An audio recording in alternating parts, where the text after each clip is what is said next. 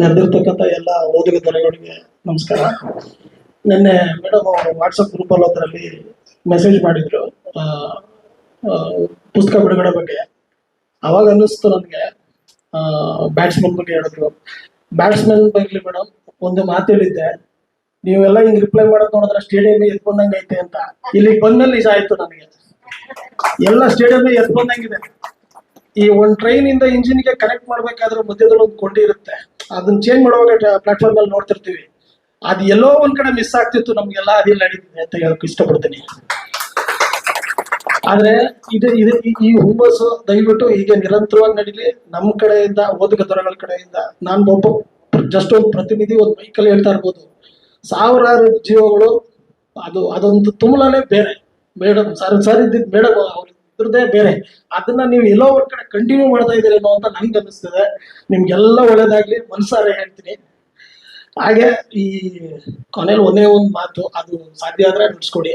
ಆ ರವಿ ಬೆಳಗೆರೆ ಮಾತ್ರ ತೆಗಿಬಿಡಿ. ರವಿ ಬೆಳಗೆರೆ ಅವ್ರ ತಂಡದ ಸಾರಥ್ಯದಲ್ಲಿ ಅಂತ ಇದ್ರೂ ಪರವಾಗಿಲ್ಲ, ಅದೊಂದು ಮಾತ್ರ ತೆಗಿಬಿಡಿ ಮೇಡಮ್, ಪ್ಲೀಸ್ ತೆಗಿಬಿಡಿ. ಅದೊಂದು ಪ್ಲೀಸ್, ಅದೊಂದು ಏನಂತೀರ ಸರ್, ಆ ಬುಕ್ಕಲ್ಲಿ ಇರ್ಲೇಬೇಕು, ಅದ್ರಲ್ಲಿ ಇರ್ಲೇಬೇಕು. ಕಪ್ಪು ಸುಂದರಿಗೆ ಅದೇ ತಿಲಕ. Thank you madam. ಬಹಳ ಚೆನ್ನಾಗಿ ಮಾತಾಡಿದ್ರಿ ಸರ್. ಅಂದ್ರೆ ಯಾವ್ದೋ ಒಂದು ಮಂಡ್ಯದ ಹಳ್ಳಿ ಮೂಲೆಯಲ್ಲಿ ಬಂದಿದ್ದವನು, ಅದಕ್ಕೆಲ್ಲ ಕಾರಣನೇ ಹಾಯ್ ಬೆಂಗಳೂರು.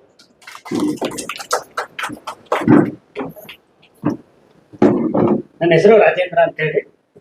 ಬಂದಿರುವಂತ ಎಲ್ಲ ಓದುಗರ ದೊರೆಗಳಿಗೆ ನನ್ನ ನಮಸ್ಕಾರ. ಹಾಗೂ ನೆರೆದಿರುವಂತ ಶ್ರೀನಗರ ಕೆಟ್ಟಿ ಸರ್, ಭಾವನಾ ಮೇಡಮು ಮತ್ತೆ ಚೇತನಾ ಮೇಡಮು ಹಾಗೂ ರವಿ ಬೆಳಗೆರೆ ಧರ್ಮಪತ್ನಿಯವರು ಇಲ್ಲಿ ಪ್ರೆಸೆಂಟ್ ಇದ್ದಾರೆ. ಅವರೆಲ್ಲರಿಗೂ ನನ್ನ ಅಂತರಾಳದ ನಮನಗಳು. ಫಸ್ಟ್ಗೆ ಒಂದು ಏನು ವಿಷಯಪ್ಪ ಅಂತಂದ್ರೆ, ನಾನು ವಿಜಯಪುರ ಜಿಲ್ಲೆಯಿಂದ ಬಂದಿದ್ದೇನೆ.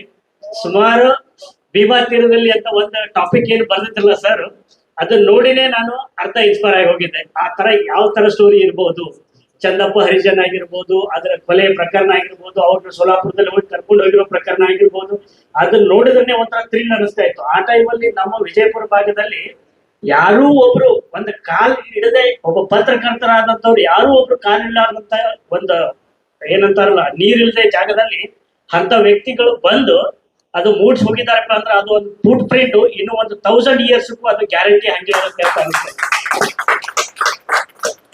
ಎರಡನೇದಾಗಿ ಏನಪ್ಪಾ ಅಂತಂದ್ರೆ, ನಾನು 2012 ಅಲ್ಲಿ ಇದ್ದಾಗ ಓ ಮನಸ್ಸೆ ಮತ್ತೆ ಏನಪ್ಪಾ ಅಂದ್ರೆ ಹೈ ಬೆಂಗಳೂರು ಪತ್ರಿಕೆ ಬಿಡುಗಡೆ ಆಗಿದ್ದ ಒಂದು ವಾರಕ್ಕೆ ನಮ್ಮ ಹತ್ರ ಬರ್ತಾ ಇತ್ತು.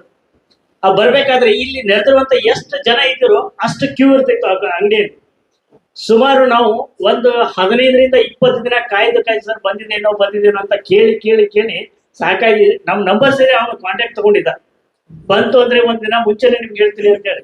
ಲಾಸ್ಟ್ ಅಲ್ಲಿ ಕ್ಯೂ ಅಲ್ಲಿ ನೋಡಿ ಕಿಸಿದ ಒಂದು ಸರಿ ಸಮೀಪ ಹೋದಾಗ ಹೆಂಗಾಗಿರ್ತಪ್ಪ ಅಂತಂದ್ರೆ, ಈ ಬ್ಯಾಟ್ಸ್ಮನ್ ಎಕ್ಸಾಕ್ಟ್ ಫೀಲ್ಡಿಗೆ ಇಳಿಬೇಕು, ಇನ್ನೇನು ಹಿಟ್ ಮಾಡ್ಬೇಕಂತ ಹೋಗೋ ಟೈಮಲ್ಲಿ ಈ ಓವರ್ ಆಗಿರುತ್ತಲ್ಲ, 50 ಓವರ್, ಈ 20 ಓವರ್ಸ್ ಮ್ಯಾಚ್ ಆದಾಗ ಬ್ಯಾಟ್ಸ್ಮನ್ಗೆ ಹೆಂಗ್ ನಿರಾಸೆ ಆಗುತ್ತೆ, ನಮಗೆ ಹಂಗೂ ಆಗಿದೆ ಒಂದೊಂದ್ಸರಿ.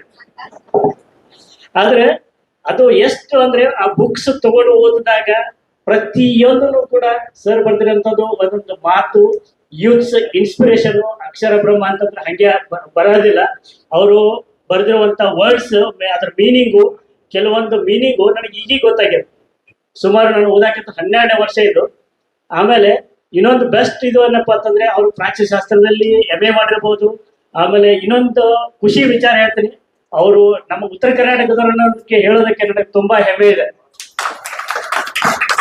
ಆಮೇಲೆ ಇನ್ನೊಂದು ಬೆಸ್ಟ್ ಪಾರ್ಟ್ ಆಫ್ ಲೈಫ್ ಹೇಳ್ತೀನಿ ಇವತ್ತಿಂದು. ನಾನು ಒಬ್ಬನೇ ಬಂದಿದ್ದೀನಂತಲ್ಲ, ನನ್ನ 2 ಸ್ನೇಹಿತರು ಕರ್ಕೊಂಡು ಬಂದಿದ್ದೀನಿ ನಾನು ಇಲ್ಲಿ ಬರ್ಬೇಕಾದ್ರೆ. ಅವ್ರಿಬ್ರು ಸ್ನೇಹಿತರು ಜಸ್ಟ್ ಅಲ್ಲಿಂದ ಹಾಯ್ ಹೇಳ್ಬಿಡೋರಿಗೆ, ಒಬ್ರು ವರದರಾಜ್, ಇನ್ನೊಬ್ರು ಗನ್ಮಠ, ಅವ್ರ ಹಿಂದೆ ನಿಂತ್ಕೊಂಡಿದ್ದಾರೆ.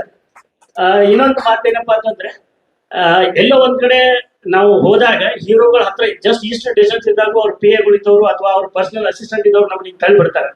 ಈ ಜ್ಯೋತಿ ಬೆಳಗುವ ಕಾರ್ಯಕ್ರಮದಲ್ಲಿ ಇದ್ದಾಗ ನಾನು ಎಷ್ಟು ಕ್ಲೋಸರ್ ಆಗಿದ್ದಪ್ಪ ಅಂತಂದ್ರೆ, ಶ್ರೀನಗರ ಕಿಟ್ಟಿ ಸರ್ ಜೊತೆ ಇಷ್ಟು ಕ್ಲೋಸರ್ ಅಲ್ಲಿ ಇದ್ದೆ. ಅದು ನನಗೆ ಒಂಥರ ಇದು ನಿಜನೋ ಅಥವಾ ಸುಳ್ಳು, ಇದು ಕನಸು ಅನ್ನೋದು ಭ್ರಮೆಯಲ್ಲಿದೆ. ಆದ್ರೆ ಅದು ರಿಯಾಲಿಟಿ ಒಳಗೆ ನೋಡಿದಾಗ ಹೀಗೆ ಅನಿಸ್ತಾ ಇದೆ.